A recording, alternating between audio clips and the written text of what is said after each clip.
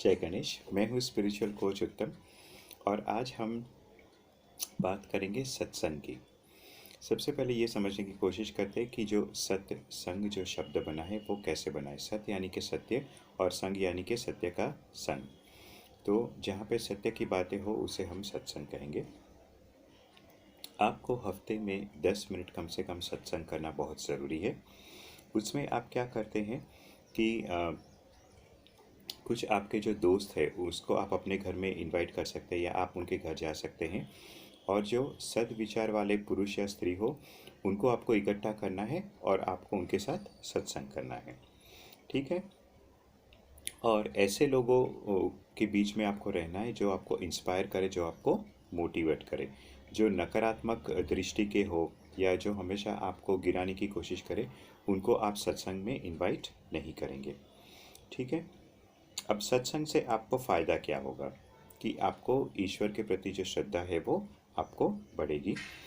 अब जैसे कि मैंने आपको कहा पहले कि हफ्ते में एक बार आपको सत्संग करना है। अब सबसे मुख्य मुद्दे की बात ये आता है कि सत्संग में आखिर आपको करना क्या है। तो सत्संग में आप डिसाइड कर सकते हैं कि जैसे आपने कोई धार्मिक पुस्तक आपने उठा ली है। ठीक है। अब धार्मिक पुस्तक उठा ली है और मैं आपको एक छोटा सा उदाहरण देना चाहूँगा कि मैंने एक धार्मिक पुस्तक उठाई और उसमें मैं वो पुस्तक मैंने पढ़ी और उसमें एक कॉन्सेप्ट दिया था जो था प्रसाद बुद्धि। अब प्रसाद बुद्धि का मतलब ये होता है कि अ, हम लोग ने कुछ काम किया। ठीक है। और हम लोग ने मन में एक धारणा बना के रखी थी या हमारे मन में हम लोग सोचते थे कि मैं ये काम करूँ तो मुझे ये फल मिलना चाहिए। ठीक है। तो जो फल मिलता है उसके बाद अगर हम लोग को फल हम लोग ने जो सोच रखा था वो फल मिलता है तो हम बहुत खुश हो जाते हैं। लेकिन जो फल हम चाहते थे वो नहीं मिला तो हम दुखी हो जाते हैं। ठीक है। हम भगवान को कोसने लगते हैं, नसीब को कोसने लगते हैं।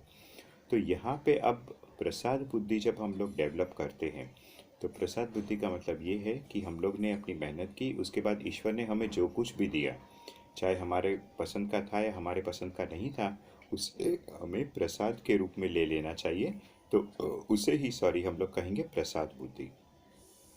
तो मैंने एक ये छोटा सा आपको उदाहरण दे दिया। ठीक उसी तरीके से आप भी आपने जो भी पुस्तक पढ़ी है, जो भी ग्रंथ आपने अपने आप पढ़ी है, उसमें से कोई भी एक ऐसा कॉन्सेप्ट आप ले लीजिए और आप 10 मिनट, 15 मिनट, 20 मिनट, आधे घंटे का भी समय बिता सकते हैं।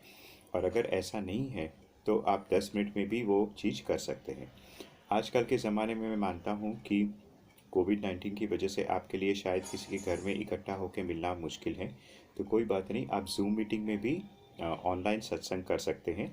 10-15 मिनट तो कोई बड़ी बात नहीं है और उसमें आप अपनी राय दे सकते हैं, बाकी के जो सत्संगी हैं वो अपनी राय दे सकते हैं।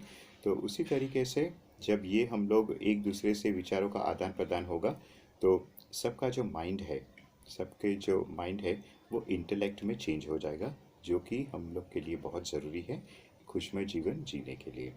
तो मुझे उम्मीद है कि हफ्ते में एक बार आप लोग सभी सत्संग करेंगे और एक चुने हुए विषय पर चर्चा कीजिए, उस पे गूढ़ विचार कीजिए और अपना जीवन आनंदमय बनाएं। नमस्कार।